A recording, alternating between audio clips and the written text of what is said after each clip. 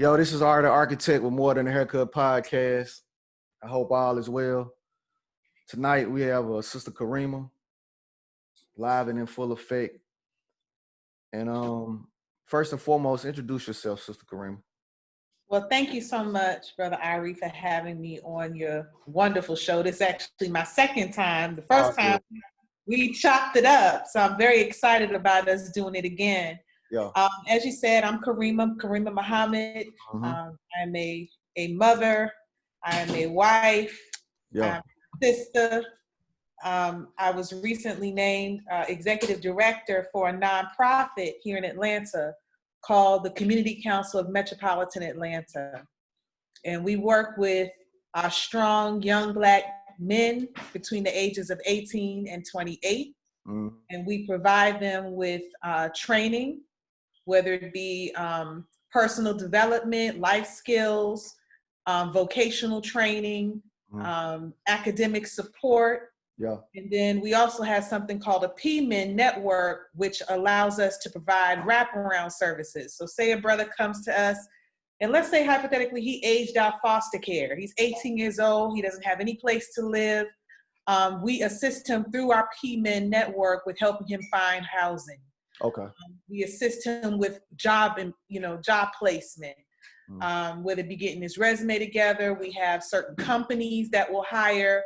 If he needs vocational training, then we hook him up with some sort of training program that he can get involved in to help him get on his feet. Yeah. And that's in essence what we do. No, that's a necessity. I mean, and that's something that I think about a lot of times where, let's just say, for instance, now, the time and the day we're living in, a lot of people, like at 18, you gotta, the parents are like, the children have to get out the house, right? Right. But my thing is, these children aren't prepared for the world that you're throwing them out to. Mm-hmm. It's a real jungle out here. So why not prepare them or give them more time to develop? Because everybody is not ready for college. Mm-hmm. Everybody is not or should be pushed to college. Mm-hmm. Some children need to learn a trade. They need to learn a skill. They need some more development. And I'm not saying send them to the army or nothing like that. Mm-hmm. You know what I mean? I'm just saying, like, give them their time to develop. Give them their time for their mind, because they've already gone through a 13-step process that a lot of times it strips them of who they really are, mm-hmm. because nobody's observing the youth and nobody's observing the children, and they're taught in a way in which you taught somebody else's language, history, and you're adapting to their culture, not necessarily yours. So I just think, at this time and this point, things have to change. Absolutely. And for a long time, our young men learning skills was frowned upon. Yeah, I know. And I never understood that. I'm the daughter of a man who learned a skill first. Mm-hmm. My father, when he was coming up in Harlem, New York, when Harlem was popping. Yeah, okay. I can imagine. And, they only had, two things that they were taught to do: go to the military, mm-hmm. or go to the streets. And my father, he had an older brother who had gone to the streets, ended up with 5 bullets in his chest, owned a store and everything, and somebody came in and shot him. My father, he decided he was going to go into the military and spent most of his developmental years in the military. Mm-hmm. When he came out, he started working for the airline industry, but he actually was into aviation mechanics. Wow. He started out tinkering around with cars, and a lot of those skills were transferable into aviation. He started learning that aviation training and took off. And by God's grace, my father is one of 200 men that have been inducted into the Smithsonian for his work with aviation. That alone is amazing to me, because it makes me think about the men in my family and the men that I was raised by, not just my father and them, but like my uncles, some of their homeboys.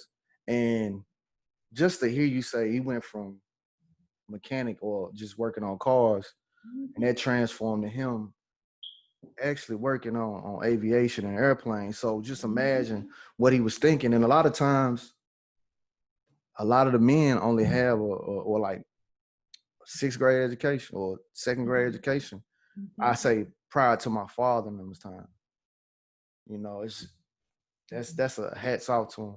But it just shows you how brilliant the Black man is. Yeah. And my father is not an anomaly. You know what I'm saying? Mm-hmm. There are other Black men who have the same types of gifts in their own right and are capable of greatness no matter where they start.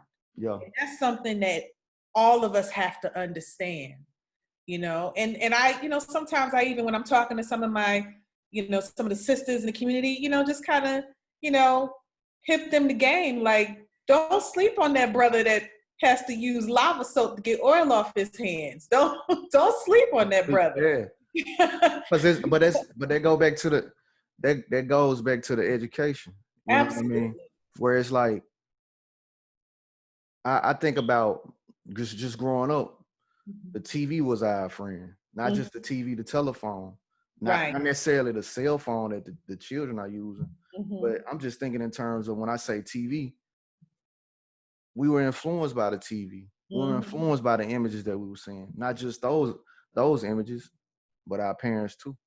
That's right. You know what I mean? So it's like when you say these men aren't an anomaly, I agree.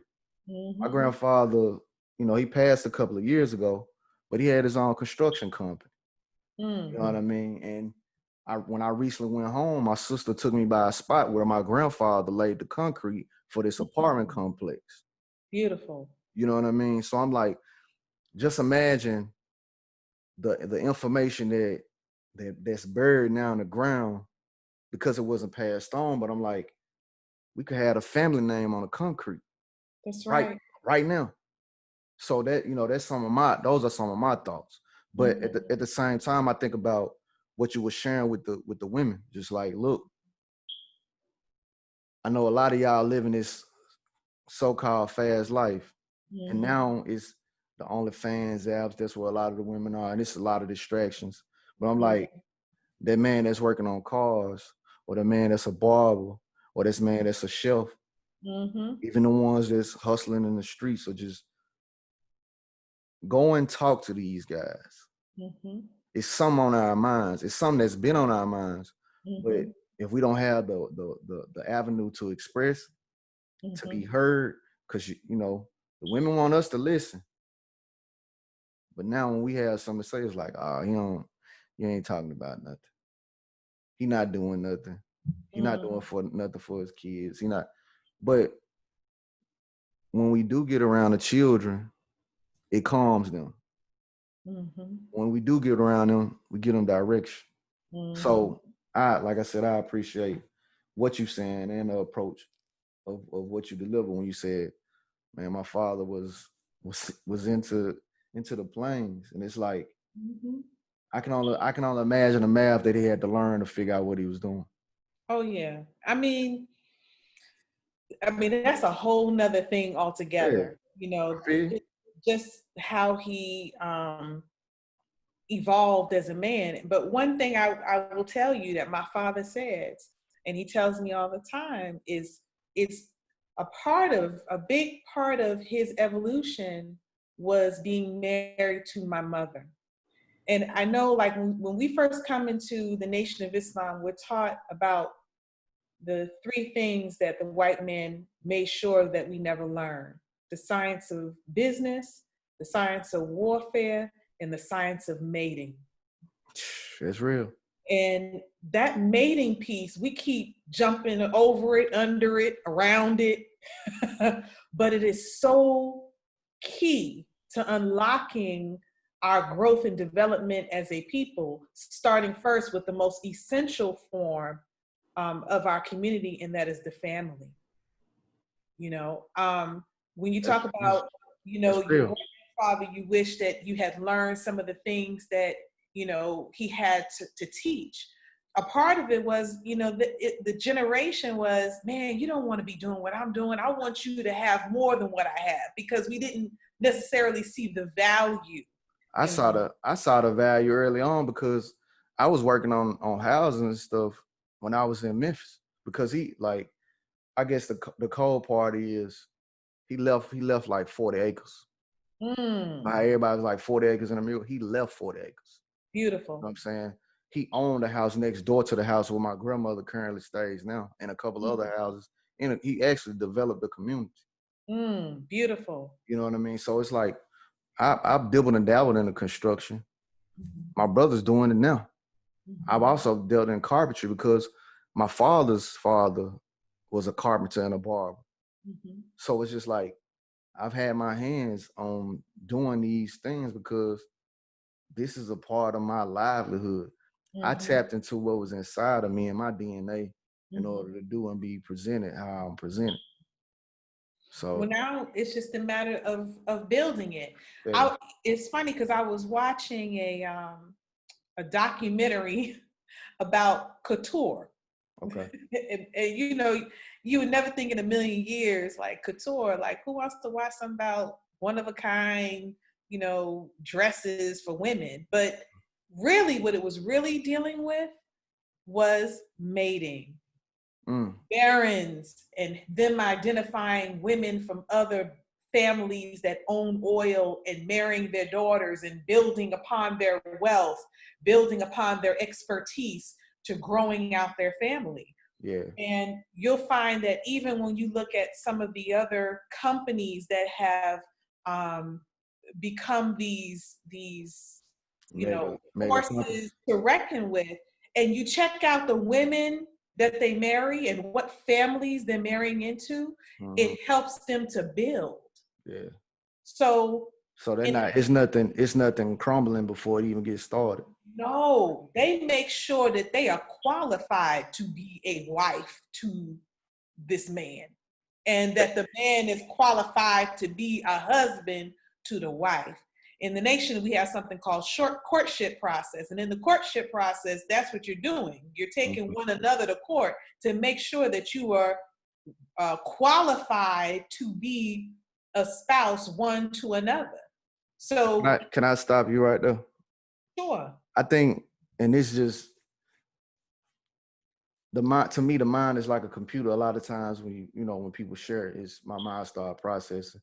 Like I feel like this information needs to be in a Zoom or presented to the youth in a way in which this makes me think about the whole thing with Nick Cannon and the Viacom situation, where at one point in time BET was owned by Bob Johnson. Right. He sold a company to make money to go and invest into other ventures. I'm saying to myself, that was one point in time when you had the culture in the palm of your hand to take forward in whichever direction you want to. Now they got all these reality shows. We could have a show on BET, you know what I mean, that's talking about painting a home or doing construction or talking economics or even having Farrakhan on there. So my thing is, I think that's something that's needed, because on BET, I remember listening to the Goody Mob, Teen Summit. Okay, And they were dropping some valuable jewels. Yes. To where I'm like, now, what am I getting from BET? I'm getting a hot plate of garbage every time. You know what I mean? Some trash. So it's like, if we control what we want to put out from a standpoint of media, we don't got to worry about what nobody else talking about. No, if you want to sit down with the rabbi, hey, Farrakhan finna sit down with the rabbi. Just like I just saw what Black Enterprise did, which I felt like was stupid. I'm like, how you gonna interview the rabbi and not bring Farrakhan on at the same goddamn time? Excuse my French. It's just like, let's go and present this to the world how we need to. Don't shortchange, because they're gonna give you whatever they want to give you, and you're gonna believe whatever you want to believe. But there's another side to this coin. There's two sides to a coin. And there's the truth. That's the middle. So I'm like, hey, bro, we already know what you about to say. Why don't you bring bro on point? But I ain't mean to rant. That's just, that's just where I was at the time. I apologize. You ain't got to apologize, big brother. Not at all. Yeah. Not at all. All of this is written. Mm-hmm. And the more that there is a conscious and deliberate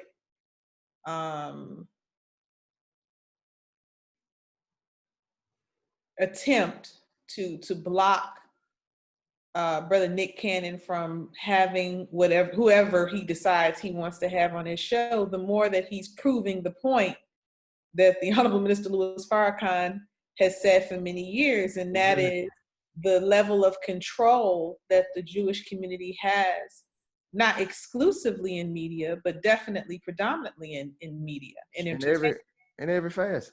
Yeah, so they're proving the point in the midst of them being who they are. For real. But the other thing I thought was beautiful about the minister's message, if for those who will be watching this interview that hasn't seen it, his July 4th message was phenomenal. Yeah. And he was just hitting it. He was killing the game with it. And one of the things he brought up was making a distinction between those who practice Judaism and those who are so-called Jews, which we know are Zionist. One is religious based, the other one is more of an ideology linked to political motives. Mm-hmm. So I think it's important that, when we're listening to the minister, that we understand that he is making a distinction. And you mentioned as a precursor to this interview about Brother Ben X, one of the things I definitely appreciate, brother, and for what he does, because I just watched recently when he had the full clip of the things that people were saying were quotes from the minister that were so-called anti-Semitic, and he actually played the whole clip so that you can hear what he said in what context. Come on. And so I appreciate him doing that, and you're going to start to see that more. That's needed. That's needed and necessary.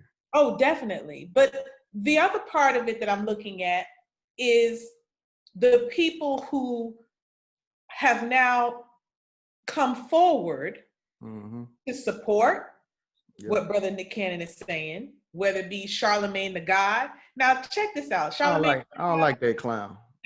but wait a minute. Charlemagne the God said, he said, well, the Jews, they're showing that they have the power. Just from that statement alone, they called him anti-Semitic and they want him to apologize. It's just showing you the level of sensitivity that we're dealing with now. He worked for MTV though, so I'm like, you gonna say whatever you gonna say, clown. Like, but his words were nowhere near being inflammatory. I know. It was that he just how preposterous this all is. It's a game. It's a dog and pony show. It's a dog and pony show. Then you got Diddy, who I'm greatly appreciative that he simulcasted the minister's message on July 4th. I think that showed great support. And now, they're coming after him. And so, but it's the more that they are applying pressure to Nick Cannon, the more other people are starting to come out and verbalize their experiences. And so I don't necessarily think it's all a bad thing. And I don't personally look at it as a bad thing. I look at it as now you can see what the hell we've been talking about for the longest, or at least whether it's like now all these so-called conspiracy theories that's coming out, where I'm like, I've been sharing this information for how long? When Tupac was alive, even when I was a small tyke, I'm like, I've been sharing this over. Now you see I'm not as crazy as you thought I was, right? Mm-hmm. Oh, okay, so it is a reality, right? But it helps also people to understand why someone like the late legendary Nipsey Hussle moved the way he moved. Yeah. Why he wasn't trying to go to the standard, I want to go get signed with such and such major label and get this 360 deal where they're taking bits and pieces of everything that I get into. I want you to stay right. Yeah. You understand what I'm saying? Where he had complete ownership own the rights to his music, his publishing, everything. Now we understand why he was willing to take that route versus what is commonly presented to our young people, and that's, oh, go get you a deal. A deal, and yeah. that deal is now a 360 deal, where even if you spin off and get and have endorsements with sneaker companies or products, other products, you got to get them the money. they But hit see, you up. so, and that's something that's, you know, who owns the entertainment industry, like you just said. So it's a young brother named NBA Youngboy. I don't know if you recently saw this, and it's still on the topic of the 18 to 28, the young black male voices, right? NBA Youngboy was signed to one of the record labels. I'm not 100% sure who he was signed to, but he went to them saying that he wanted his masters of his albums. Guess what they told him? Hell no. So I'm like, with all these men, from the Diddy's to the Jay-Z's to the Waynes to the Birdmans to the P's, you know, like, I know the youth can be rebellious. They can be stubborn. I remember being all of that. But at the same time, like, I was still groomed by my pops and my uncles and them. They still gave me encouraging words. They still, you know, lashed out when they needed to and put me in check when they had to. But it's like, I don't even know if he was open to the criticism to understand. Like, even I'm thinking about Kodak Black. Master P was trying to really, I ain't gonna say trying, he was basically laying it out to help him out, and him not being the position that he's in now. But NBA Youngboy, he don't even have access to his catalog now, his masters. So I'm like, where is the conversation? Like, BET could have had this conversation with a young artist, so that way they don't get screwed. You see what I'm saying? And I understand that, but I had a record deal when I was in high school. I was signed to Roll With Entertainment, which was MC Hammer's label. This was when Hammer was at the height of his career. So to be signed with him was something really special. One of the things that I kind of learned then is the importance of understanding you study your craft. And studying your craft is not only studying the mechanics of, in my case, writing and being a vocalist, you know, and studying, you know, the Ella Fitzgeralds, the Carmen McRae's, the, you know, those who had various vocal stylings, not only studying that, but also studying the trends of the business experiences of these people. Yeah. And I mentioned on another interview the importance of watching this documentary that came out called The Black Godfather. Have you seen that? Yeah. You know, I watched that. Yeah. With it's addressing Clarence Avant. I watched it. I watched it in its entirety. And when you see the beginning, what is he talking about? How the Jews and the Italian mafias were basically gangstering Black musicians into contracts that suck them dry. And oftentimes they were getting them addicted to drugs. Oftentimes they were wound up with these crazy gambling debts and all this other kind of stuff. Anything to keep those artists locked in under their control. Yeah. So if you study that, what would make you think it's any different today? But that's why I'm saying, like, the youth, why aren't they opening up to that? Now we got access to so much information. We got access to what, you know, a lot more information than we did in the past. So that's the thing, like, you know, going back to the virtual roundtable that CCMA hosted on Tuesday. And we had some young men that participated and kind of gave their feedback. And I had conversations with some of the older brothers that were a part of that conversation as well. And they were just kind of blown away at some of the things that the brothers were expressing. And I said, well, you have to understand the era that they were born into. Yeah. That's one part of it. And then the second part of it is, you know, I think about 5, maybe 6 years younger than me, roughly. But when I was kind of coming up, everybody who was conscious and was into that whole thing, we were reading books. Definitely. We were in the libraries. Definitely. You understand what I'm saying? But now it's a generation where it's not so much. It's videos and what you can get from videos, what you can get from people who are online and maybe have their social media platform and they're professing things that they say they have studied. You understand what I'm saying? You don't see the same level. Now, don't get me wrong. I'm not saying that no one reads. No, that would be incorrect. But what I am saying is, when I was growing up, it was a culture where if you didn't read, and in some instances, if you around, you know, them right ones, if they come and they ask you certain questions and you didn't have the answer, there was a penalty behind it. You know what I mean? Now, I didn't experience that because of the circles that I was in terms of the physicality of it. But you do experience it when, you know, that sister might turn and say, you didn't read that, sis? Like, what you been doing with yourself? You know what I mean? So you get that, you know? But I don't know if our younger brothers and sisters are sharpening each other in that way like they used to, you know? Yeah, I know what you mean. And that's, you know, like, you know, this makes me think about the Noble Drew Ali's, the Far Muhammad's, Elijah Muhammad's, Farrakhan, Clarence 13X, you know, Malachi Z. York's, like even the Jeff Forts, you know, these people that were around. We don't like it's not I think because things are so instantaneous now, you know, this is past the microwave society. It's like when you walk out the door, I need to be fly. But look, when I signed this contract, man, I already got a Lamborghini.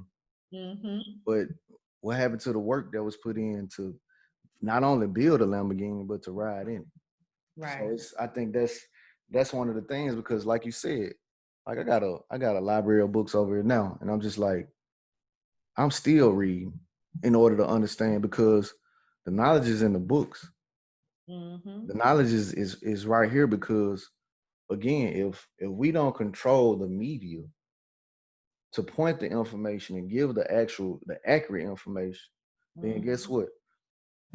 Them books got it. The books definitely got it. We can go back years and years on top of years and go back and get some truths that have been presented that are actual fallacies. Meaning, like, I'm thinking about this while I'm speaking. We talked about school, right? I always question school. And now my question is becoming more apparent to me, where who's creating the books that the children are learning from? For 13 straight years. So then we expecting something different. Like when you saying the youth 18 to 28, the so-called black males, come on, it's like, come on. They teaching us how they want us to be versus how my people should be teaching me how we should be and how we should carry on a legacy of what we're doing. So now we see the destruction. Why are we seeing the destruction? Because nobody gave a damn. But I think I'm grateful for some of the impact that this COVID pandemic has created. I'm loving it. I'm in the garden. I feel and let me clarify my statement, what I mean by that. Obviously, I'm not celebrating people being ill, nor am I celebrating people not having what they need to provide for their families. However, what it does create, though, are opportunities for us to take a greater interest in our children because they're home with us. Mm-hmm. If they were not home with you before, I think you and I were both homeschooling prior to COVID, if I remember correctly. And then homeschooling. Now, I think more than ever. My youngest was in school, but I still was like, I was still teaching them and sharing them outside. Yeah. Okay. Well, it's still a form of homeschooling. But it was interesting to me that a lot of parents are now more aware of what their children are learning than ever before. And that's important for our children especially, because then we get to understand and to see firsthand why our children don't have the foundation. I'm talking about of identity. I remember the textbooks that I was reading from were much different from the textbooks that when I would go and work in the public school system, the things that they were reading. Mm-hmm. You know, when I was coming up, they had maybe a whole chapter about slavery and things of that nature. Now they have a paragraph. So it's I mean, it's just amazing what they have done in cutting away little by little over the years of dumbing down our children. And so now that they're having to be at home and you're having to homeschool, you're taking a second look as a parent at the curriculum. You're taking a second look at, well, why are they teaching you this? This is not what happened. Now you're having to correct things and you're looking for resources and materials to help educate. So now there's an opportunity. Yep. There are people out there who have been reading from books that are now thinking of creative ways of being able to package history in a way that is uplifting and accurate. Mm-hmm. So that creates an opportunity. And then because we're being quarantined, the only option really anybody really has is online. So now the playing field is wide open. Is level and it's wide open. Yep. So now you don't have to have the brick and mortar and the facade and the, you know, all the bells and whistles in order for you to get your product into your consumers' hands. Now you just have to make them aware you got it. Yeah. No matter how formal or informal it is. You gotta present it to them. That's why I love what Derek Grace is doing. I love what he's doing. Now, who is this? Derek Grace is the brother with the tattoos on his face. He taught the youth how to use weapons, use the guns. You probably have seen him because he's, I know he and Ben X have been working together, but he works with all of us. So it's. Oh. You've seen him. Ben is doing real estate, but Derek is a beast. He's the one that homeschooled his children. Okay. He's been teaching the community about gold. He's really been educating a lot of the youth. I say in a massive way with the online, with the internet, and really tapping into the source, like you said, in a formal and informal way. Mm-hmm. It's some informal things that have been done, but it's like the formality of what he's doing is brilliant. And my hat's off to him because he has a board game called In-Home Banking. Oh, nice. And to just be educated on, like when you talked about the business and the family, and when you playing a board game and it says you have to own 7 properties on a board as a collective in order to win the game. Nice. Dealing with things that's going on in life, it's just like you can't beat that. I love it.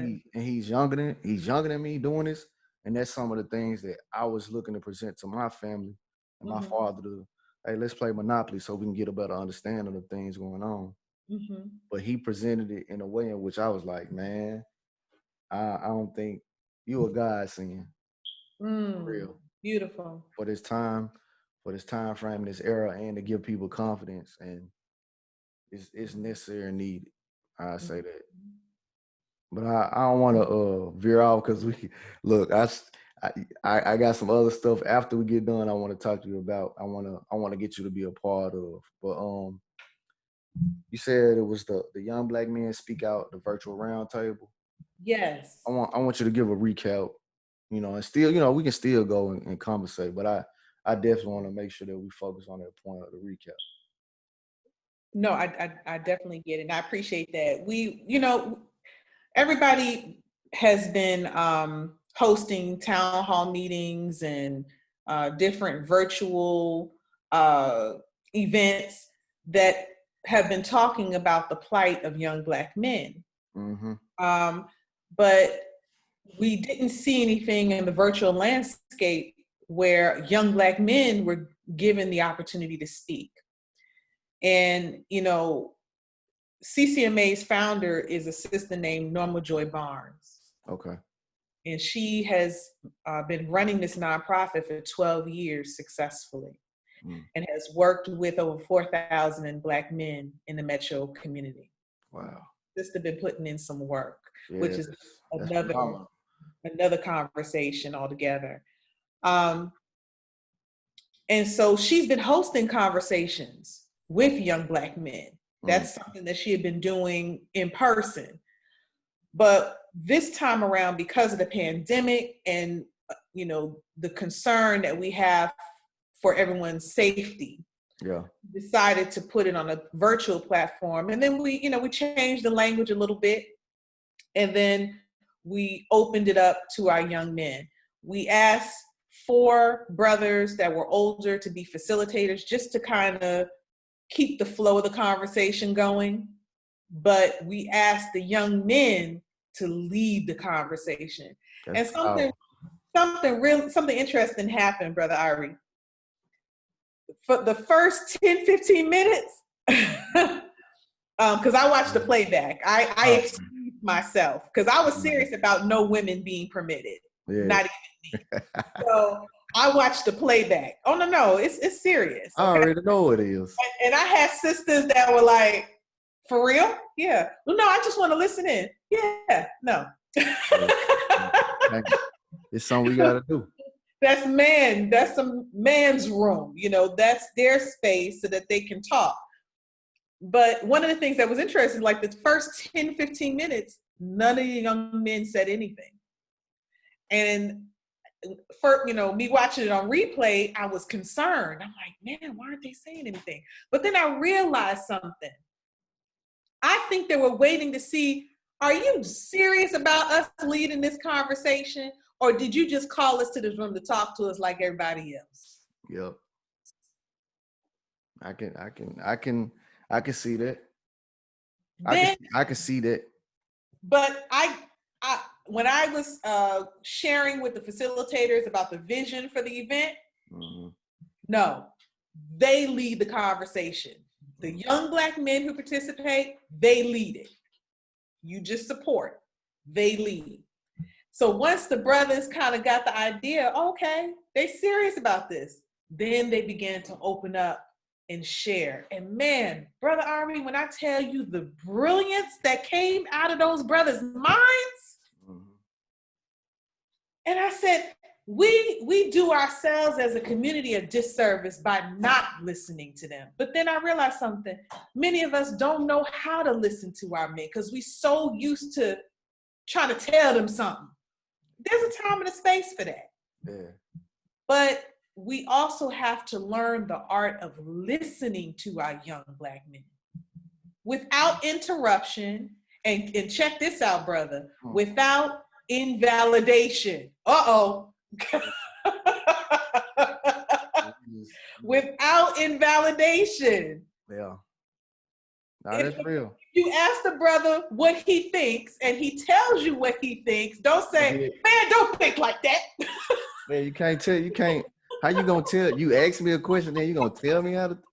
You don't know how many days I've gone through that. I go through that every day. I'm like, look, you just asked me a question. Do you want my response or not? If you don't want my response, just shut the hell up. Nah, I feel you. And so, I obviously am praying about what is the way forward with this knowledge. I bounced a few ideas off of my husband, and and we'll see where we go with that. But I just thought that was just so interesting. And when I listen, and the thing about it is that the older brother, I don't even think he consciously knew that he had said something that was invalidating. And so that means that there is a training that has to take place. Well, can I chime in right there? Please. All right. So like, what I understand, I'm a bridge. What I mean by that is the young folks call me old, the old folks call me young. So it's like the old folks don't understand what the hell the young saying. The young don't understand what the old saying, but I can interpret what both of them saying to each other.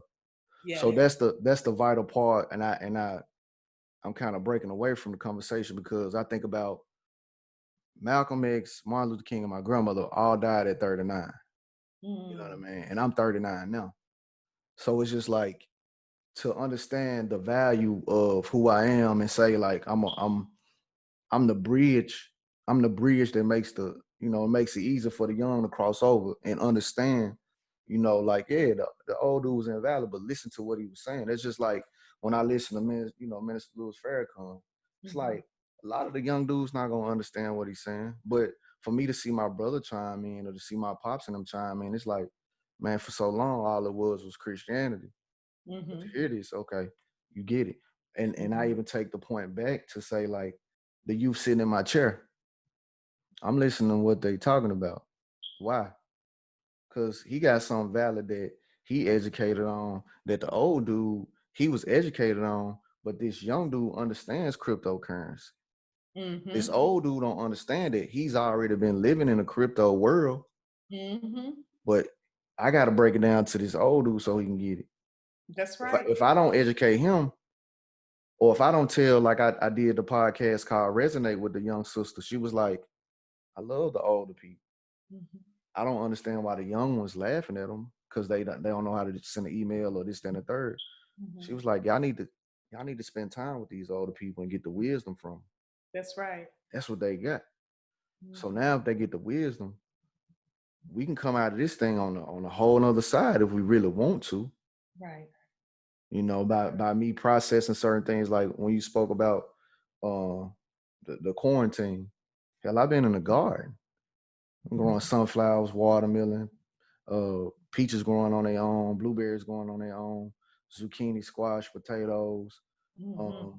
It's just seeing it. It's just like these young brothers need that. The 18 to 28s, they need that. Meaning like, okay, if you can't get a job or whatever, hey man, come in the garden. I'm gonna tell you why.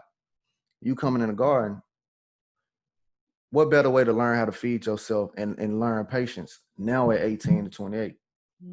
And how to make money. And how to make money. Now you can. I'm gonna bring you to this.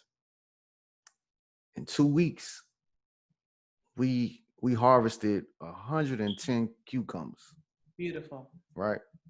I go to Kroger to get a lemon just to put in my cucumber and lemon juice. Brother said, man, we don't even have any cucumbers in the neighborhood Kroger. So just imagine I get a contract with Kroger just saying, hey man, we'll provide y'all with cucumbers. So, but then I have the 18 to 28-year-olds helping me out. But go back to the recap. No, brother. We all vibrating at the same. I know. Because my husband and I are in the process of closing on a property that's going to be 2.4 acres. Wow. and by Allah's grace and mercy, we're gonna be on that growing too. So we're gonna have some stuff to talk about for sure. I got after this, I got something that like I just read this book called it's called Seed Money. But when I think about seed money, I think about some of the stuff that I've been wanting to present. And I was like, I've been looking for somebody from the NOI to be able to present information And I know it's gonna be you, or at least the family. I'm not just gonna say you, but the family, because it's needed. Right. Like this space is necessary. And when we talking about 18 to 28, because I'm under no illusion, while jobs are available, okay, fine. If we can place them in these positions, so be it. But my personal passion is entrepreneurship. Teaching our men how to create opportunities for themselves, because even with whatever positions that we're able to successfully help them to secure, there is no real security in that. No. That's the reality, though. That's the reality. And even my parents' generation, where they consider that to be security, towards the tail end of their careers, they realized that how secure they really were in their positions. But a lot of them pushing us to go get these. Well, because it's jobs, but it ain't no security though. Yeah, but it's the only thing they really know. And I respect it. I respect it. But it's so just like, you agree to disagree, I got to, when I see, I'm like, okay, we ran into this wall, and this is why I say this, and no disrespect to any of them. It's kind of like that whole thing I said when bro got killed out in the streets, Floyd. And I'm like, everybody out here goddamn marching, yelling, man. And I'm like, I'm not finna get out there and march. I'm not finna get out here and yell. I'm not about to do that. It doesn't. You getting feedback? No, I got it. It doesn't. It just didn't make sense to me, because I'm like, this bro got killed in the streets. If he got killed in the streets, is that not a human rights violation? Is it not? And they kept saying, no, it's a civil rights. I'm like, ain't nothing civil about that. If my old lady wear a fox fur, and I refer back to the fox fur, to the Grammys, because I'm an artist or whatever, Peter gonna get mad. They gonna go and talk to her like, ma'am, you can't wear that fox fur. You can't wear that. Why? Because that's an animal, and it's animal rights. So you mean to tell me that this ain't human rights? This is not an international violation? And they would like, nah. I'm like, what the hell y'all talking about? Y'all keep doing the same thing over and over again? Because if you keep doing the same thing over and over again, you're gonna get the same goddamn results. If you're gonna get the same results, don't include me in it. Y'all run through the wall, I'm gonna go around, I'm gonna open the door. I'm gonna pick the lock or something. And that's like, to me, that's the presentation of what Tupac was just basically alluding to and telling us. He knew what was going on. He knew what was said. But that's just, that's just my take on things. It's just like, I respect the elders with the utmost. Because if I wouldn't be able to be where I am without them. Right. I'm not about to make the same damn decisions. And I'm not about to tell the youth to make the same decisions that they made, I made, because that's not gonna work, not going forward. What do y'all see? Because this world is gonna be built on what y'all see. And I feel like that's not what was given to the youth in my time and in my era. It was just more or less like what you're saying. We were the voiceless. But then when we act crazy, it's like, oh, now we got y'all attention. But it's like, why weren't y'all listening to us before? So now, instead of having or being left out in this situation, we could really be in a production and in a productive manner. We could be making moves. That's what I also saw during this time, where it's just like, I was riding around with the lady that braids my hair, and we were riding by, and I was like, have you noticed that the so-called Mexicans, they aren't out of work? I said, have you also noticed that you go to the Asian market and it's packed full of people and they got shelves of food. I said, but why is it that in the communities, and we don't call it a community or we don't call it a neighborhood either, we call it a hood. Why is it that we looking for a handout? I said, so when I was telling my folks, hey man, we need to be supporting this so-called Black grocery store. No, it's stinking there. I'm like, well, okay. But then 20 years later, you come knocking on the door like, where the Black grocery store? It's like, damn, I told you when I told you, y'all don't want to hear what the hell I was saying. Can't complain about it now. I'm like, so I kind of just stopped talking and I started doing more, like me being in the garden. That's to inspire other people to get in the garden. You know what I mean? Me getting into coding, that's inspired some people to get into the code. Me doing a podcast, me being in the stock market, that's inspired others. So there's some other things that I'm building. So it's like you said, it's all on the same vibration. So again, back to the recap. I apologize.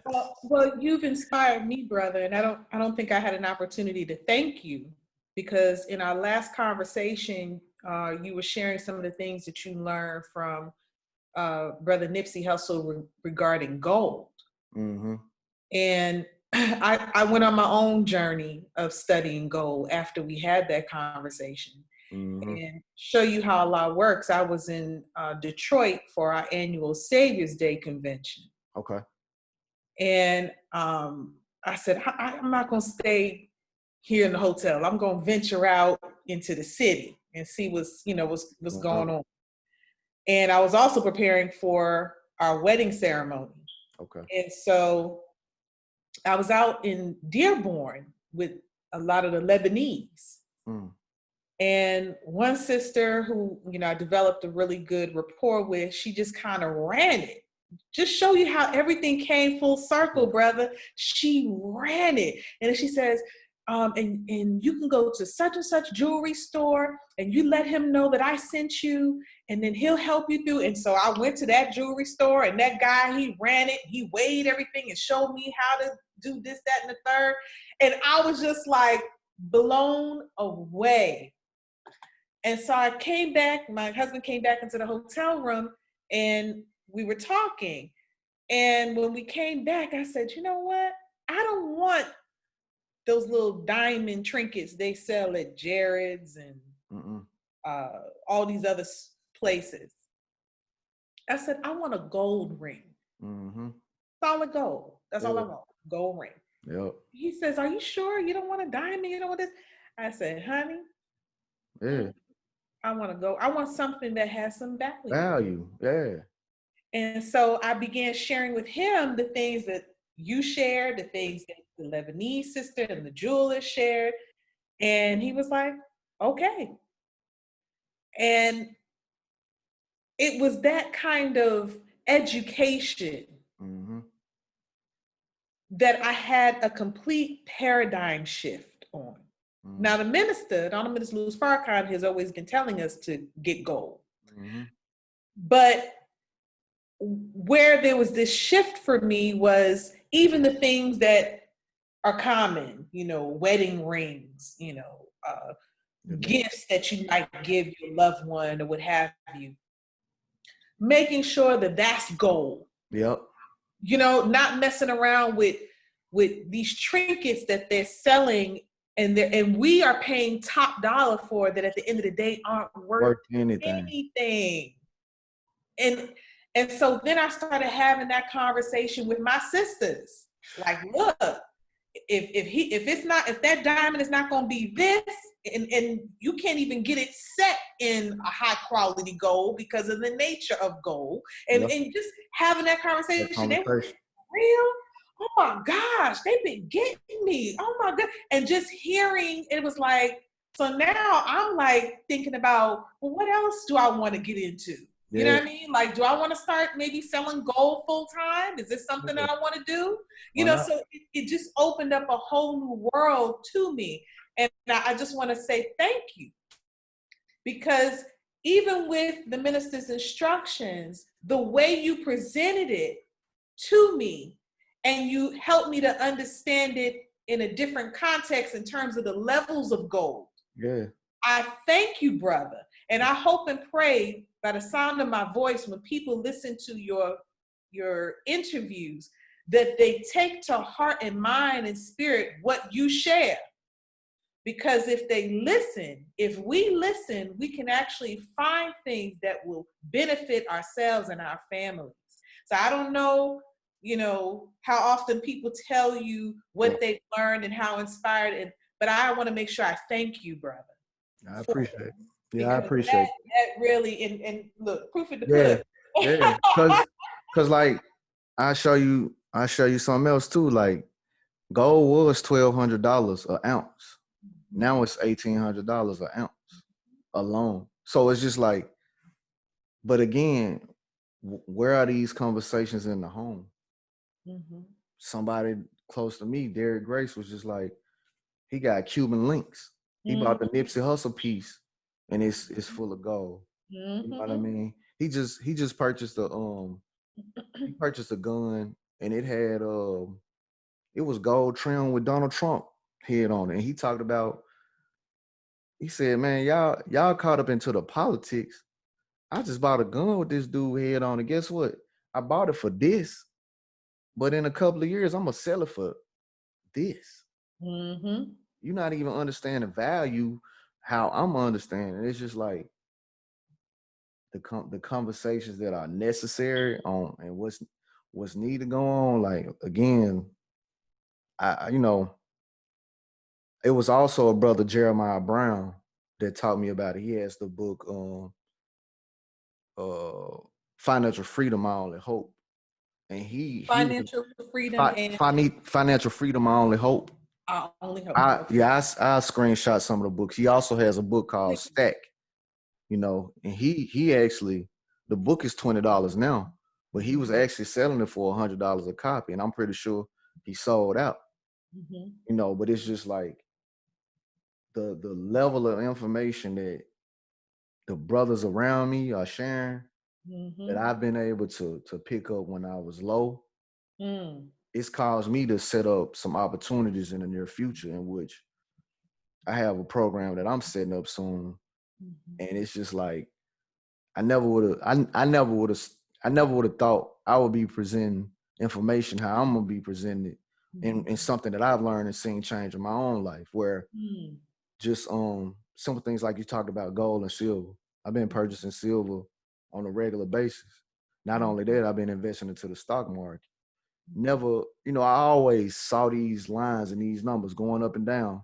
And I'm like, scratching my head. But I'm like, just imagine in the year 1991, if somebody would told my father that Amazon is this type of company, or if I was reading about Amazon and the share of Amazon was $1 for one share at that point in time. Now it's worth $3,000 per share. And a couple of years ago, it was $800 per share. And I saw a young brother that he told his mom, I want to invest into Amazon. And it was $800. He made a $2,200 profit off of just one share. This child was like 9. So it's just like, well, it reminds me of the gift, excuse me, that Barbara Streisand recently gave to the daughter of the late George Floyd. May Allah bring him justice. Yeah. She bought his daughter stock in Disney. Yeah. So, there's something there. I personally am not as well versed when it comes to investing in the stock market. I had a cousin, may Allah be pleased, who was a brilliant stockbroker. I mean, just brilliant. And I remember he came to me when I was like 20, and I had got a little tort claim off of an accident. I got hit by a postal truck walking across the street. And he said, what you gonna do with your money? He said, you need to give it to me and I'll invest it for you. And I was like, man. You already know where that combo went. Yeah. I don't know about that. I don't know. I ain't feeling that. I was 20. Yeah. I'm at Clark Atlanta University. Yeah. Wait, I'm about to get fresh. What you talking about? that was a lesson right there, though. Man, that was a lesson, and I regret it because he really would have brought me my money back 10 times. But I'm saying it still came back full circle, like when you talked about the gold, because you still invested into the stock. It's just what did you invest your money into? It's kind of like I always talk about the story in which I invested $9.60 and made $1,000 from it. Mm-hmm. Just off of me listening to a company, I think it was called IGC. Mm-hmm. The company was talking about medicine for dementia. My grandmother has dementia, and this was why I invested into it, because I'm like, if they talking about dementia, let me just put this money over there and just sit back and let it sit. Mm-hmm. One day I'm at work, and all of a sudden I bought the shares of stock at 16 cents a share. So for one of them, it was just simply 16 cents out of $1. So I bought 60 of them over a period of time. Mm-hmm. That stock went from 16 cents to $16 for each and every one of them. Mm. So I'm like, I was trying to tell my homeboys, like, hey, listen, nah, man, I'm good. I'm like, okay. All right. But me seeing that's how it worked, I started creating formulas for myself where I was like, all right, for this month, I mean, for this 6 months, I'm gonna do $5 a month when I invest. And then for the next 6 months, I'm gonna do $6. And then the next 6 months, I'm gonna do $7. So it's just like, I just been investing, ever since. And even got my children involved. Mm. So it's just, like you said, this topic though, it would be great to I know something that we would enjoy being a part of is some sort of monthly roundtable where we discuss different forms of investments. I think that's something that would really be helpful, and even look at how we can contribute for the laptop, how we can contribute, to investments as well. Because I know, buying gold is one thing I know we definitely are going to continue to move into. And then land. Oh, yeah. Invest in land. I have a colleague of mine, him and his wife bought 326 acres. Their goal is 400 acres. So they almost there. And he did a post not too long ago about how he about to flip serious money off of just selling the timber off that land. Yeah. And that's what my grandfather used to let people rent the space to, during the hunting season. Yeah, he's gonna do that too. And so just things like that, I think are helpful. Yeah. I think especially, and there's something about, it was something that my husband and I were talking about the other day, our age group, like that 39, 45, I consider myself to be a bridge too. Yeah. I got that old school ways. I was reared by my grandmama. So yeah. I'm accustomed to sitting at the foot of my elders, but at the same time, I like to kind of keep my ear to what's going on, that's new, that's trending, that's current, yeah. And kind of using the best of both worlds. Mm-hmm. And I have a good relationship with younger people. Yeah. You know what I mean? And they respect me, I respect them, and we work well together. So, and the same with my elders. They respect me, I respect them, and we work well together. That's just how things have been for me, and it's a blessing. But when it comes to just learning how to generate wealth, that's what I think our generation is even more focused on more than ever. Yep. Is that wealth building. And it requires a certain amount of fortitude. Yeah. Where you have to be willing to take the risk that our predecessors weren't willing to take. Yeah. But you have to also be willing to entertain the wisdom of research and best practices and things of that nature that maybe the next generation may not necessarily respect in the same way. Yeah. So I'm with you. It's good though. It's a good space to be in. But I think us creating some sort of, like I said, round table where monthly we just come and check in and say, yo, like you talked about your investment, like I got something here, I'm putting in 16 cents. I mean, my father taught me, don't invest any more money into anything that you can't afford to lose. Exactly. So for something like what you were talking about, 16 cents, I'll throw $50, $100 at it, see what happens. I just did that. I did that right now. Like Hemp Inc. That's a company that I'm investing into right now. I spent like $20. I got like 3,200 shares for less than a penny. Mm-hmm. I'm not looking at right now. I'm looking at 10 years from now because I'm sitting on it. I'm like, I was gonna go waste that money anyway. Right. I'm also investing into something with Nipsey Hussle, where he was the brand ambassador for a company called Vest. It's into a music catalog where only 30,000 people have seen the video, and this came out in 2017. So it's investments that he know about and talked about, to where it's like, I've already made $5 and I put 200 into the music catalogs. I'll get paid for the next 3, 5, and 10 years. So it's like, not only is it built on paper money, but it's built on the blockchain technology too. Which is huge. Yeah. I used to be a capture manager. Okay. And I was dispatched for a client who had an IT company to attend a blockchain conference here in Atlanta. And just listening to all the different ways that you can even use blockchain. Like this one guy did a presentation and he said they were using blockchain technology to secure an online auction platform where they were auctioning multi-million-dollar pieces of artwork. I was just about to say that. I was just about to say that. And because it's timestamped. Yeah, so it's just kind of getting an understanding. Like I can understand blockchain, but I'm not so well versed in Bitcoins and cryptocurrency.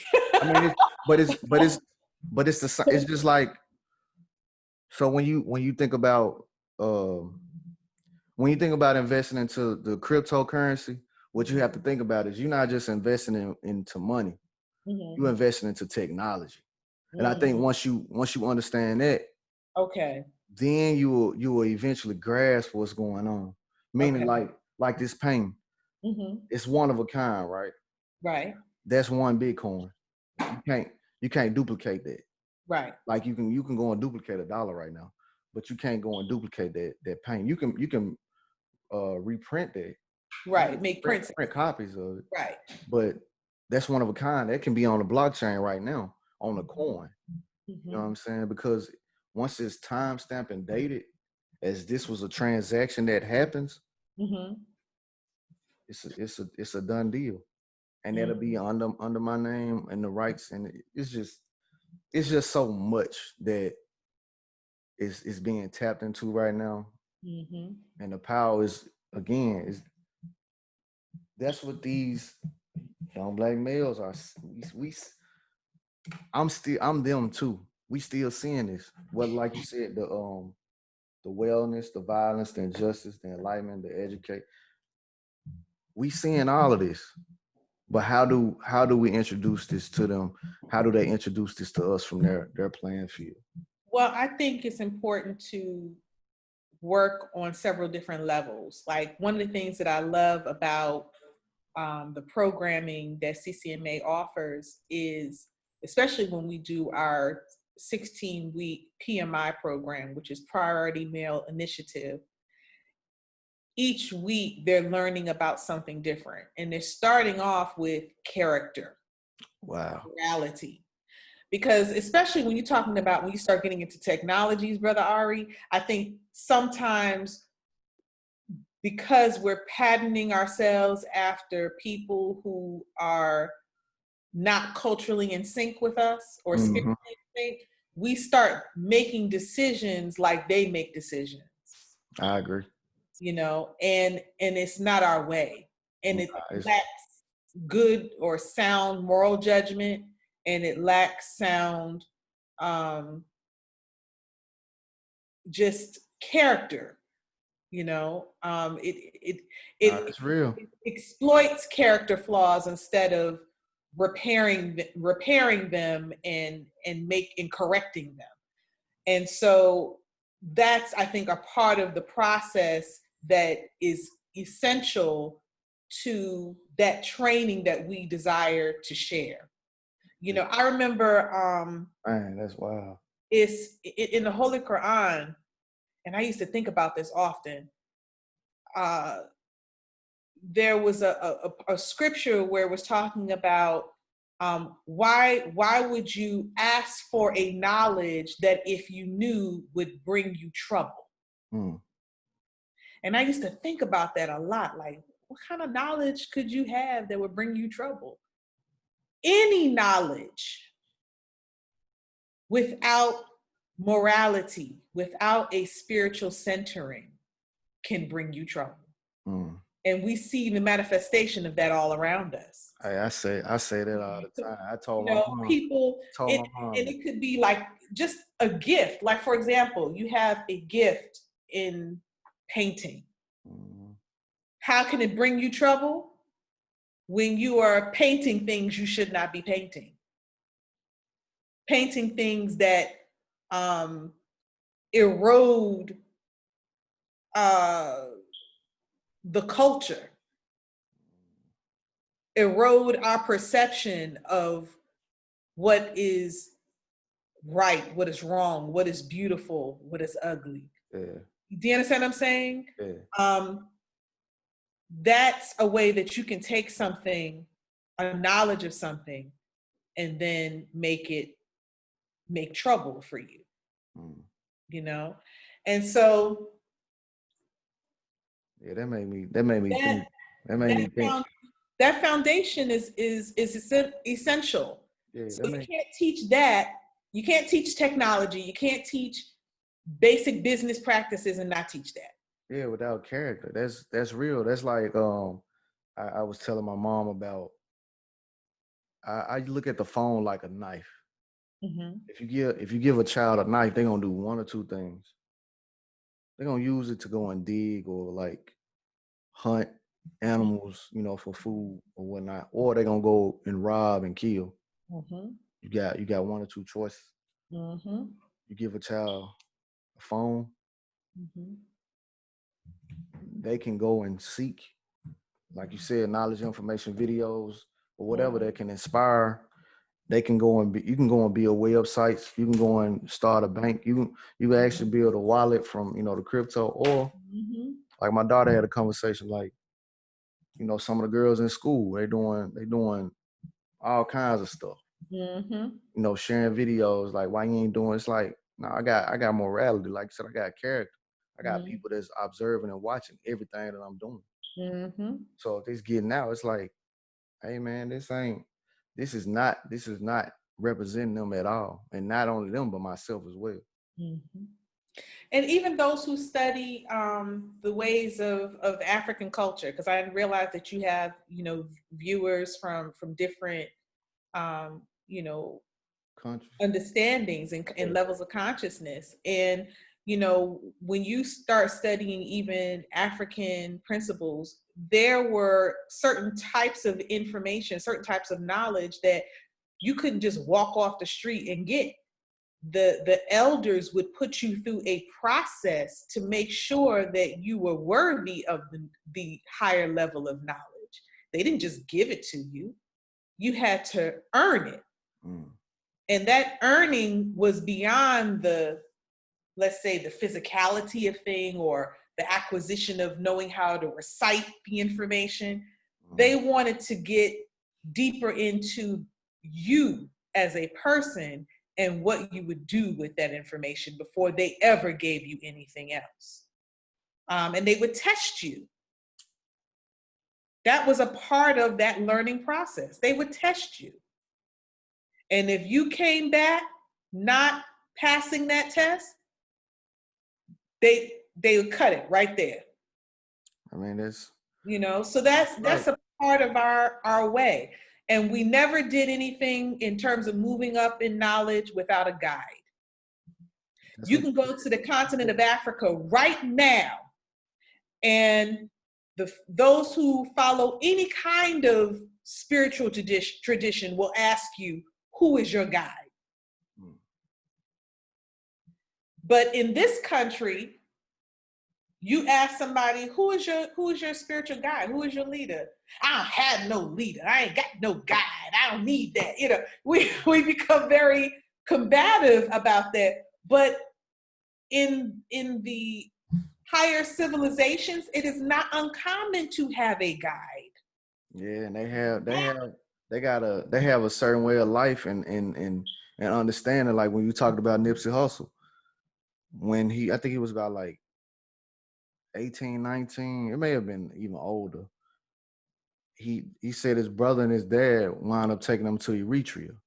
Mm-hmm. He got a chance to like see how the culture operates, mm-hmm. meaning from top to bottom, meaning like at 12 o'clock, everything stops. Everybody's going to sit down and eat.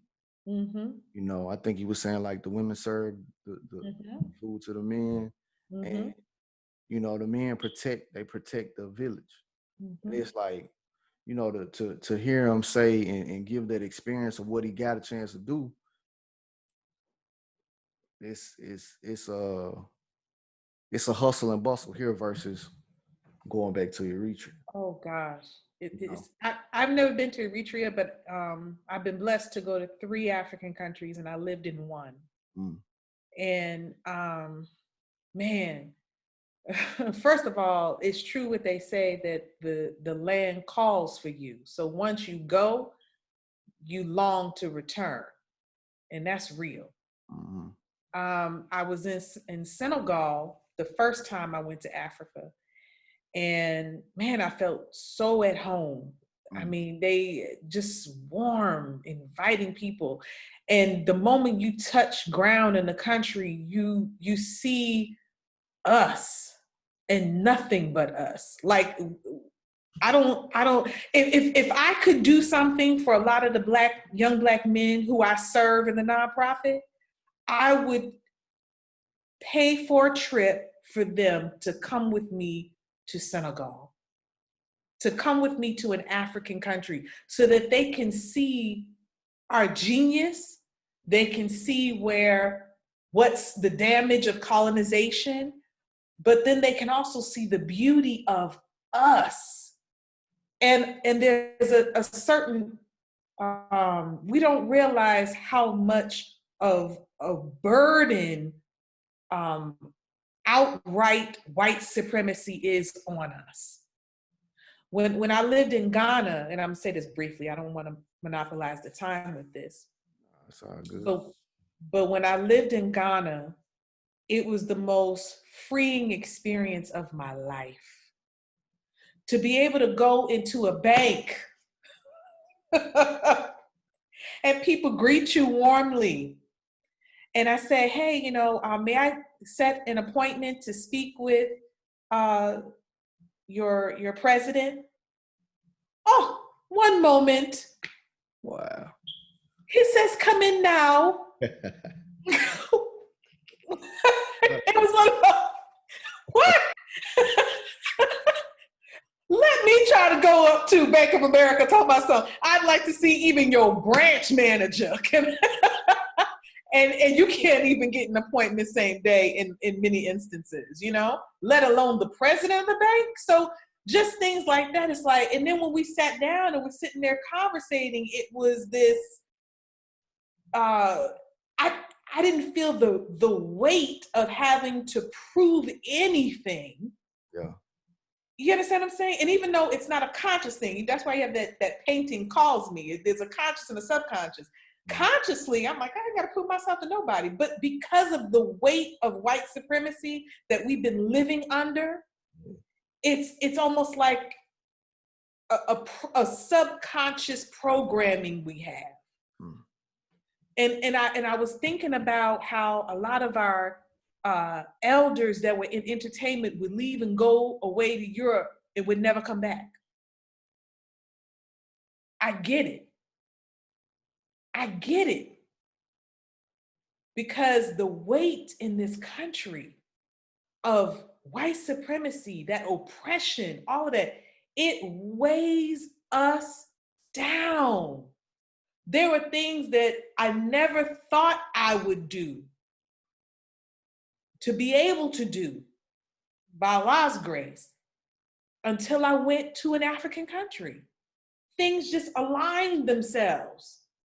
You understand what I'm saying? The universe just moved everything in alignment.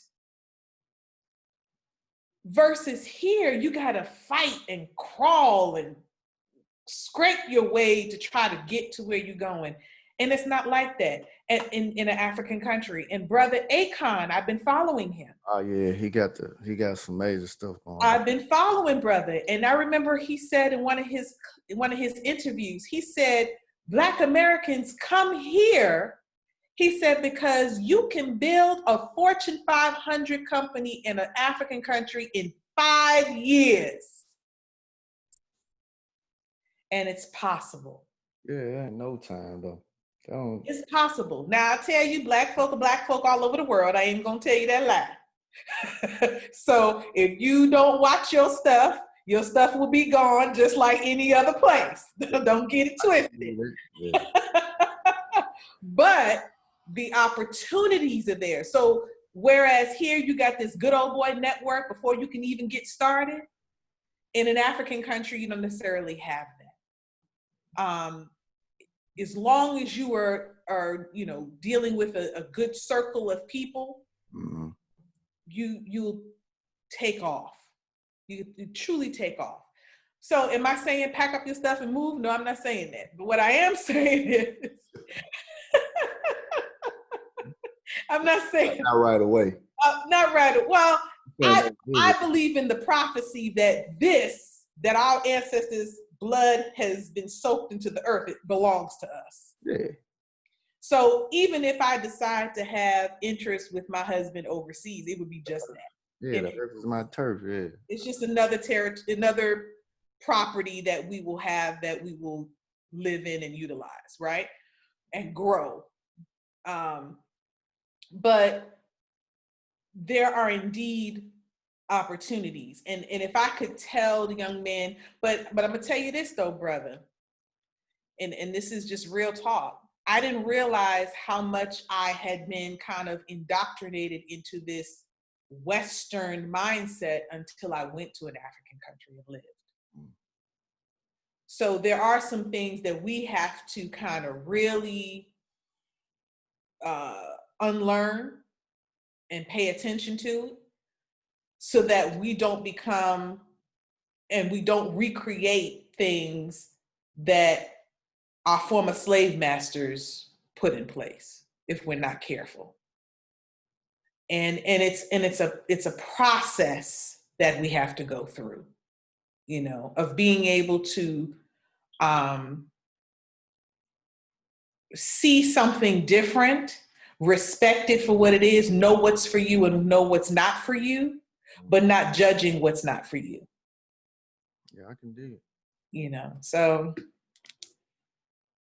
I don't know how we got on that, but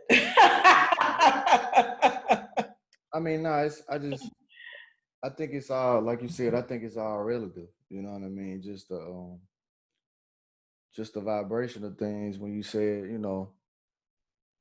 the empowerment, the enlightenment, the education, the wellness, I just think it's all a part in the conversation that we've had. I mean, I know it's a lot of times we don't have people that listen to us.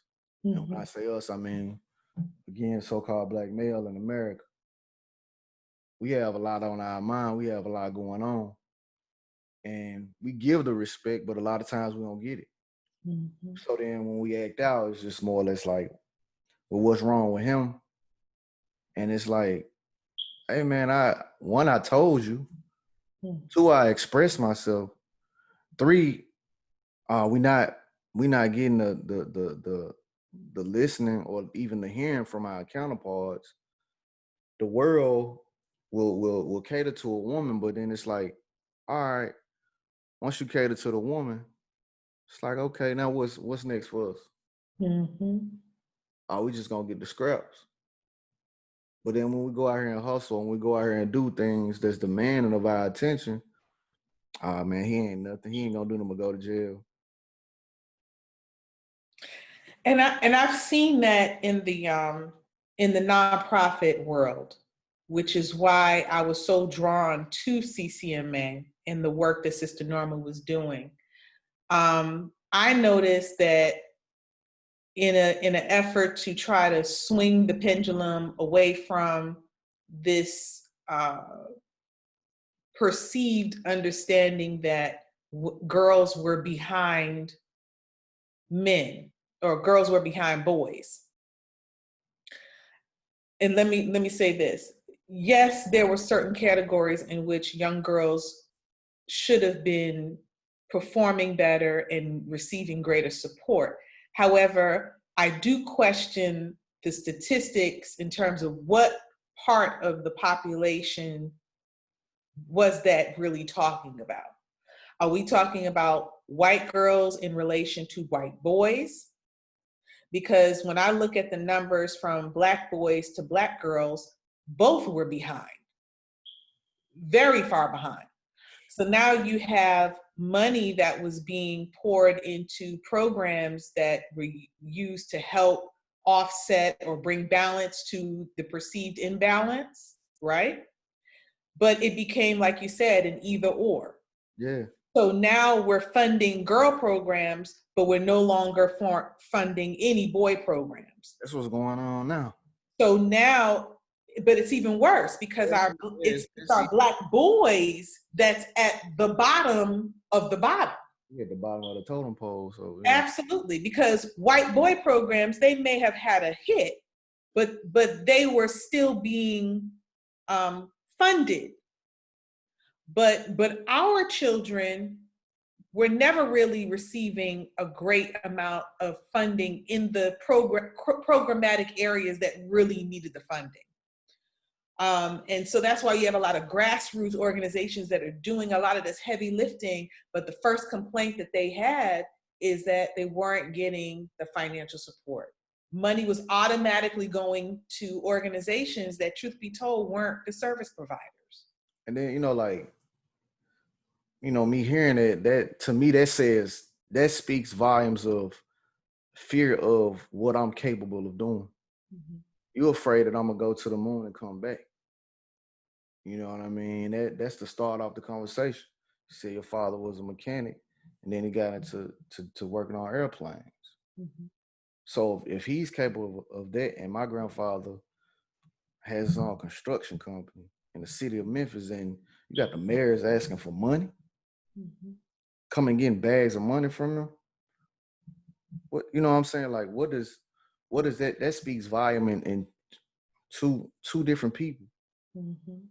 It speaks major volume. So it's just like, it's I just hear when I hear you speak that speaks volumes of a threat. Mm-hmm. So if I'm a threat, then how much more can I sharpen myself? And when I say myself, what I want for myself, I want for my brother. And I tell my homies this all the time. I tell all my bros, it's like, look, what I want for myself, I want for you. I want you to be able to provide for your family, provide for your children as well, mm-hmm. and make something happen that's greater than self, that we can leave something for the next generation. Because if we don't leave something for the next generation, and if we aren't thinking about that, then why are we even breathing? What's the purpose of us breathing? Because somebody wasn't thinking about this time before me. I am. I'm thinking about my children's children. Mm-hmm. On some of the moves that I'm making and some of the things that I'm looking at, where they'll be able to go back and watch. Hey, who was great granddad? Who was great granddad? Plus the information that I have on my family already. So now a book can't tell them who I am. A book is not going to be able to explain it. It can, but here's the actual information, whether it's the PDF, whether it's the video, whether it's the paperwork. This is who I am, or even a painting. And we have to be careful. We have to be careful about not giving our young Black men and our young Black boys just as much attention as we're giving the girls. I have one son, we have one son, one daughter. And you see all the shirts coming out, Black girls rock, Black girl magic, okay, that's great. I get it. It's a way of trying to give confidence to the Black girls. But then what is there for the boys? Where is the Black kings rock? You know what I mean? Black king magic. Where is that for the boys? So it's like we have to get out of this all or nothing and be willing to do both at the same time, and realize that as a people, we have to be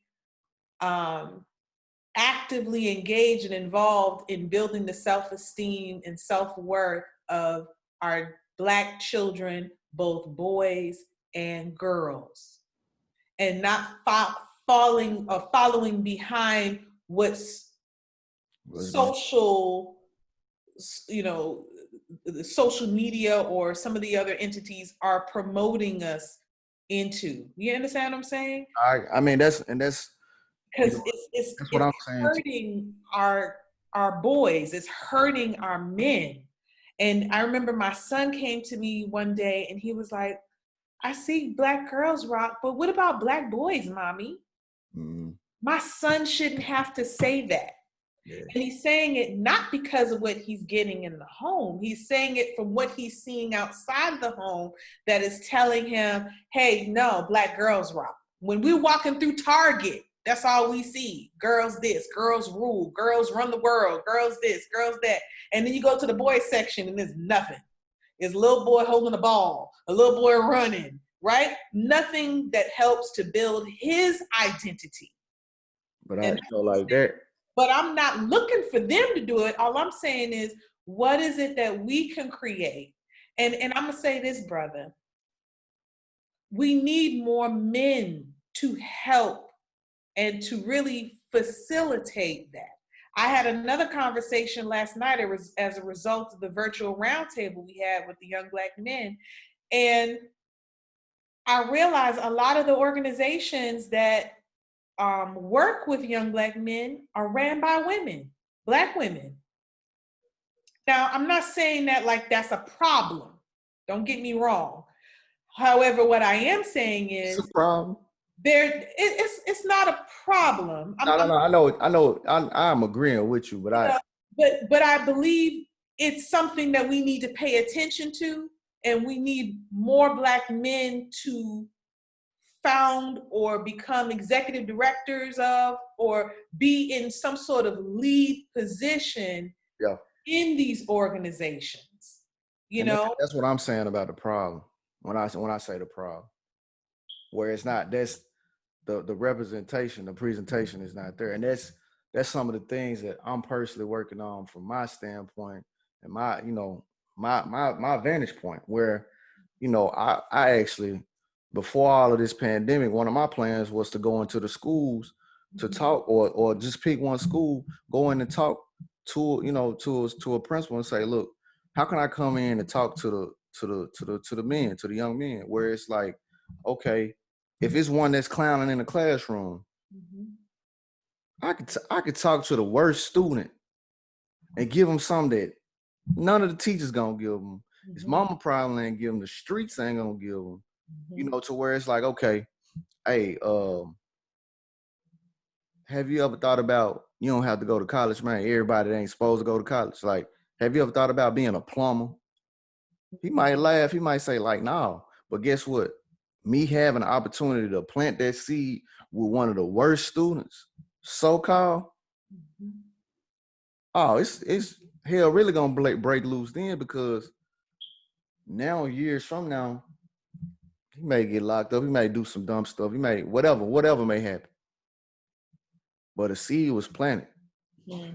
Because I'm out here doing what I'm doing. He might see me in a couple of years and me doing, I'm cutting hair, or he might see me in another country cutting.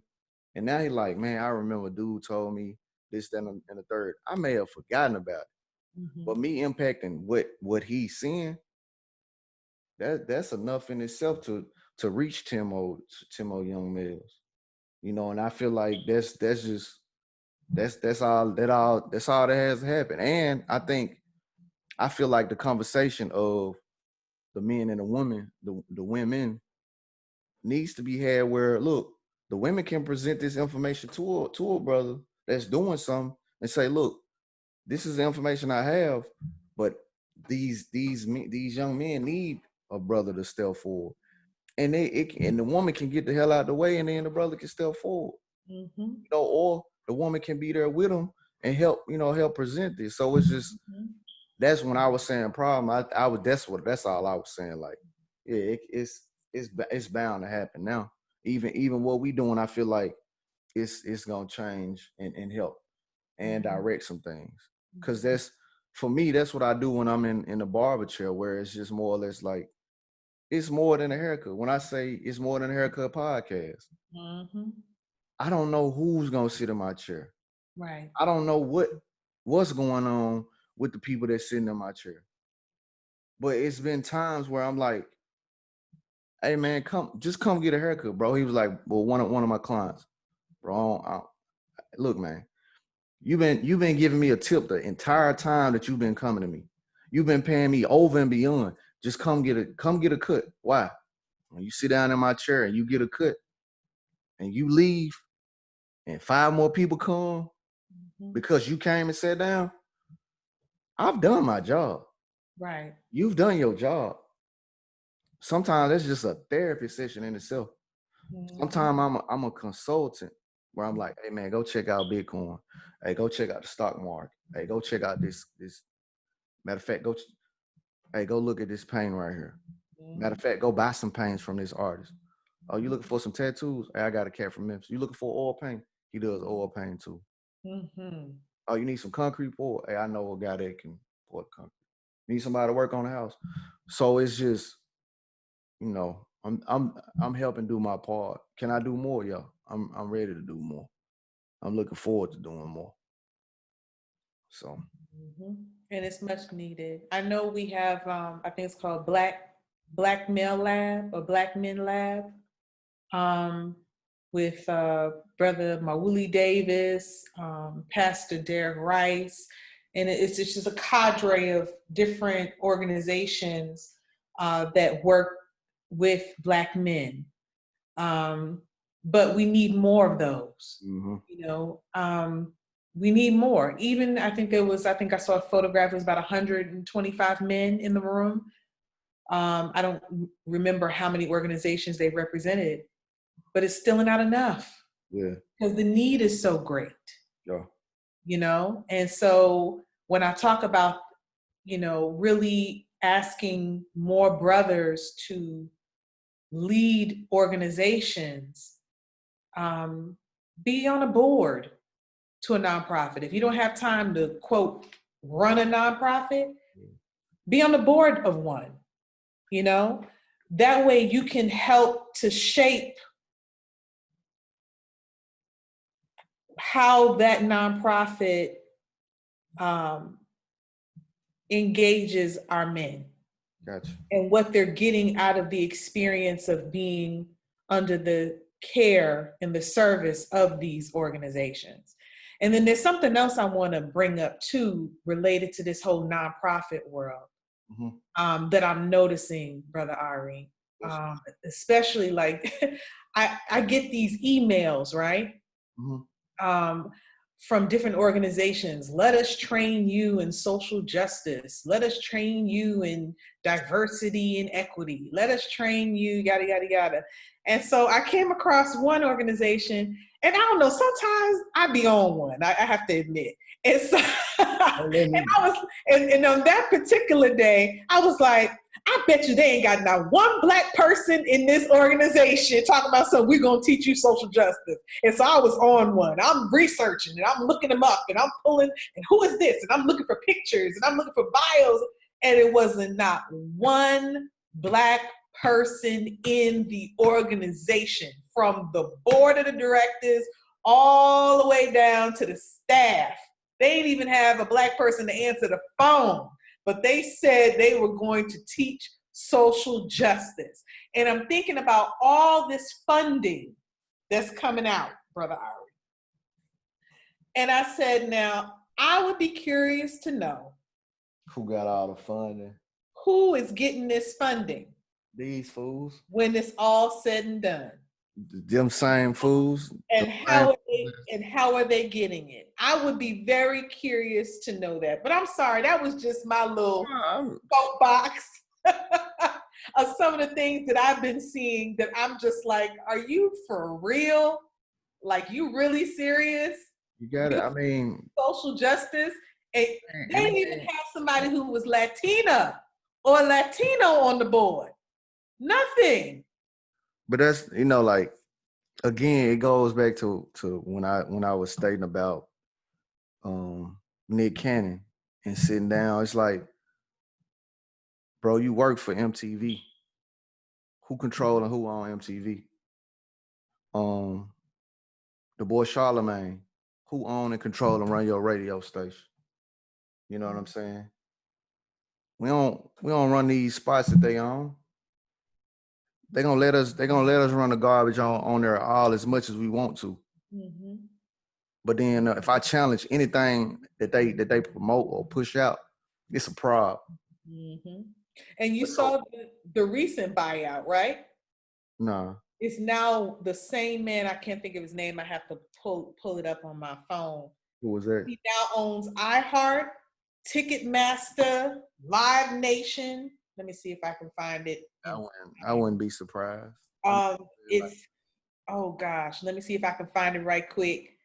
And I saw this article and I said it's getting the number of people who are controlling these various companies. It's the same. It's getting small. The network is getting smaller and smaller and smaller. A new owner of iHeart. Oh goodness! I hope I can find. I mean, I'm not surprised.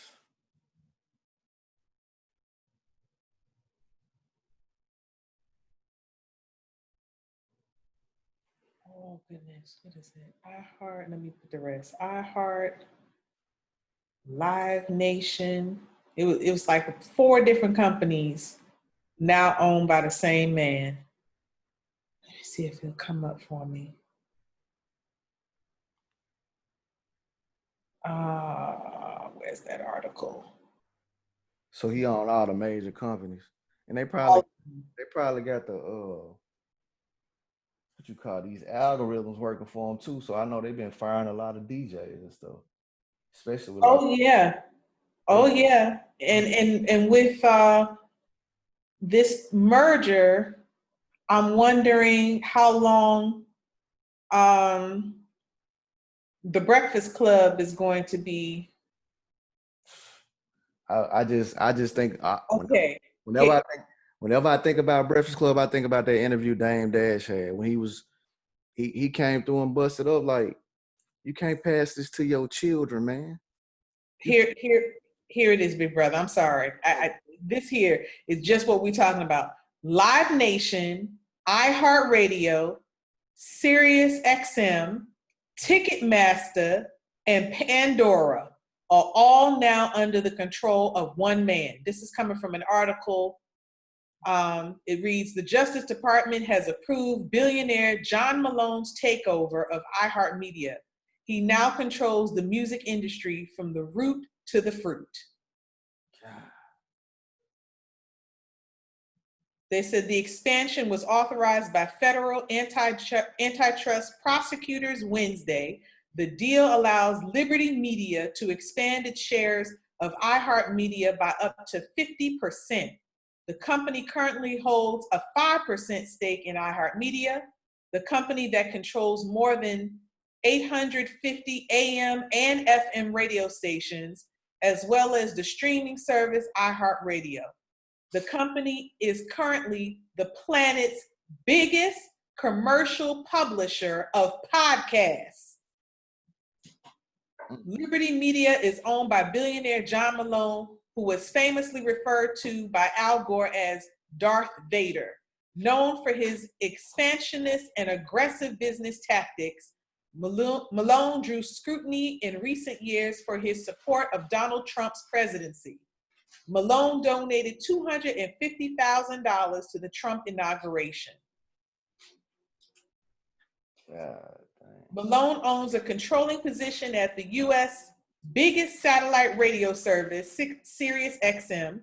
Last year, Sirius purchased streaming platform Pandora.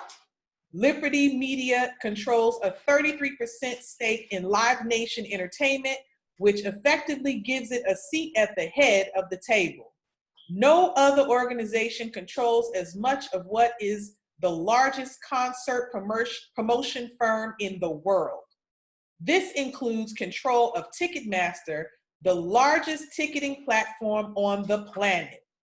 It is yet to be seen how this move aids the solvency of an already ailing Live Nation.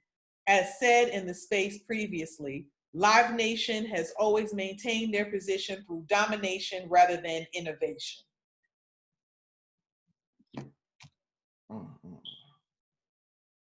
So when you talk about the Nick Cannons, there are going to be more Nick Cannons that's going to come up. To the two.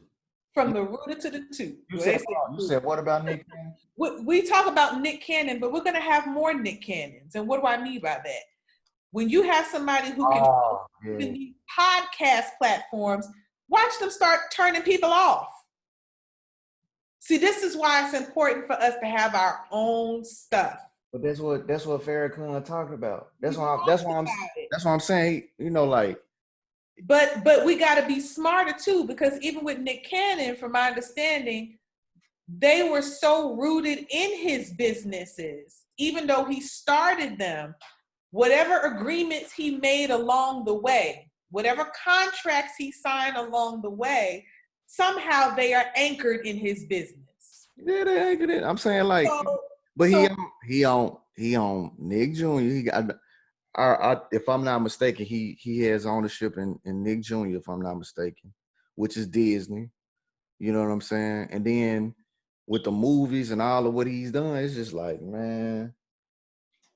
This is the reason. So we gotta be wiser. So what is it that we're telling 18 to 28-year-olds? Acquire the necessary knowledge to really build something of your own. And then the other thing is strengthen the companies that we do have autonomy over.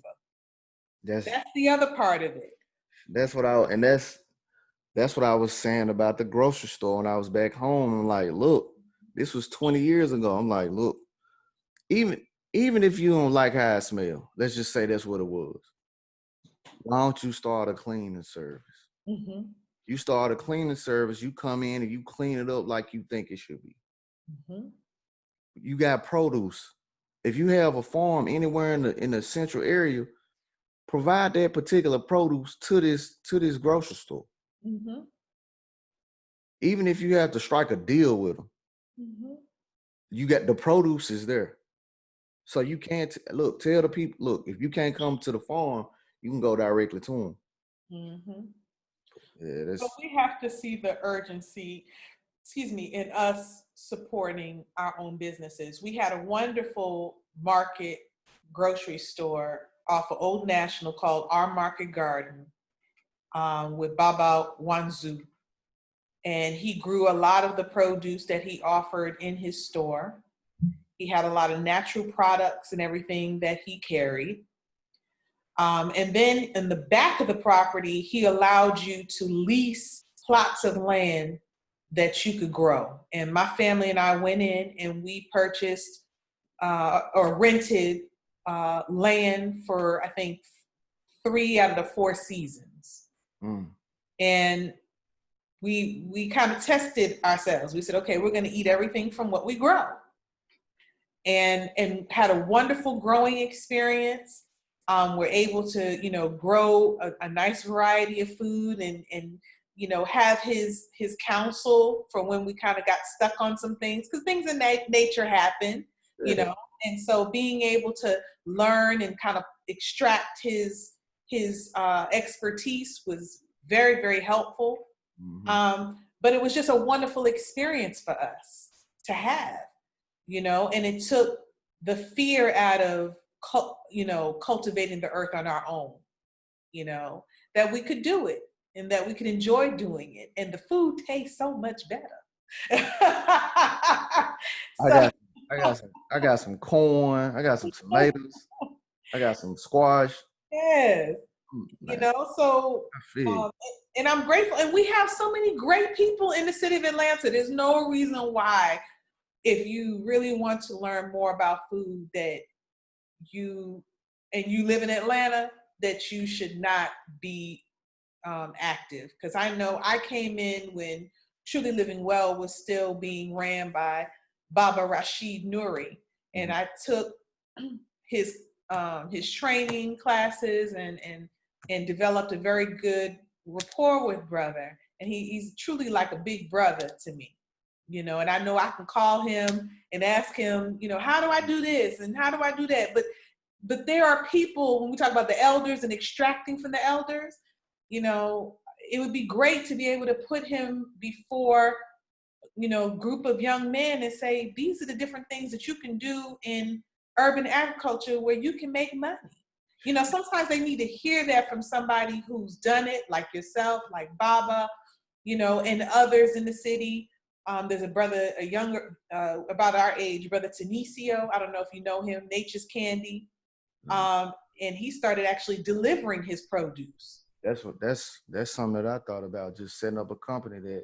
Well, but see, it goes into strengthening what's already pre-existing. You could partner up with brother and say, look, you want to carry my produce? Yeah. Why should you go out and that's something that I was sharing with Brother Tenicio. Why are you growing and delivering? There's got to be some brother out there that already has a fleet or has a few trucks that are refrigerated, and because of COVID, he's not really doing anything, or she may not be doing anything with her trucks, and they will go ahead and take care of your. I said that. I even said, something for the elders, where it's like, look, man, they can't get out. We want to protect them. Look, we're gonna come bring your groceries to you. That's right. Deliver. We're gonna pick up to you, and it may just be a monthly fee. It may not be extreme, but at least, look, that's something that y'all ain't got to worry about. But some of these senior homes, as a part of their mandate, already have that in their budget, brother. So the elders don't even have to pay for that. I don't know if you remember the senior home. Oh gosh, I'm trying to think of what it's called. It's off of, oh God, is that Lowry? It's by 20 in the West End. It's right up when you come off that 20 exit. I know the area. I'm not familiar with the senior home. There's a senior home. It's a high rise. And I noticed that there was a Caucasian man that would come out there and he would be selling collard greens and all these other kinds of things. And so at that time, I was working with a client who had a beauty store, who the Koreans ran him out of business because they wouldn't sell him the products at the same rate they were selling their Korean brothers and sisters. And so he went under quick. But one of the things that he was trying to offer were wigs to the seniors, right? And so I had a conversation with somebody who was over the senior center, and she was like, well, you know, we have funding according to our mandate for health and wellness that includes produce. And so my thing is, where are the brothers who grow food? Why couldn't they come and sell? You're talking about a senior home predominantly Black, if not all Black. Why couldn't we come and sell the food? Why couldn't we offer the food? So I'm just saying, you know, and it's no knock on the white man. He came in, he saw an opportunity to make money, and he did. But my thing is, there are opportunities right here in our own community that we should be placed in the position to be able to address. And with you having food that you grow, and you're growing it naturally, and it's healthy and it's good produce, why is it that you could not sell to the senior home? Do you understand what I'm saying? So it's just things, opportunities like that I think as a community, we have to be more conscious. Going back to that piece of artwork. Yeah. We have to be more conscious and more intentional about seeking our own to be able to fill opportunities when and where we are able to do so and qualified to do so. Yeah, I think that's just building up a rapport and understanding the two aspects of trust. Mm-hmm.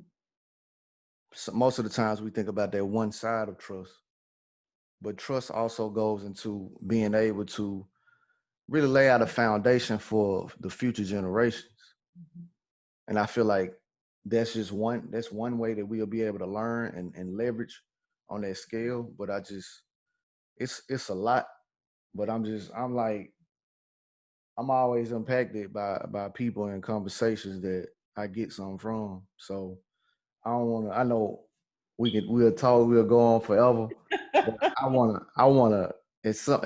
to stop soon. But I want to discuss something in which, like I said, I've been needing help, and it's something that I said I wanted to do. I've already reached out to one brother who's a 5%er, mm-hmm. And I was just like, I was telling him certain things, but I'm gonna end it now. Look, okay. I love y'all. We had a great conversation. Thank you. Good with y'all. But I was I'm Art, the architect, Sister Karriemah Muhammad. I appreciate you coming on. And thank you, dear brother. Yo, this is More Than a Haircut podcast. It's More Than a Haircut. And look, this is it. This is over with. We stopped.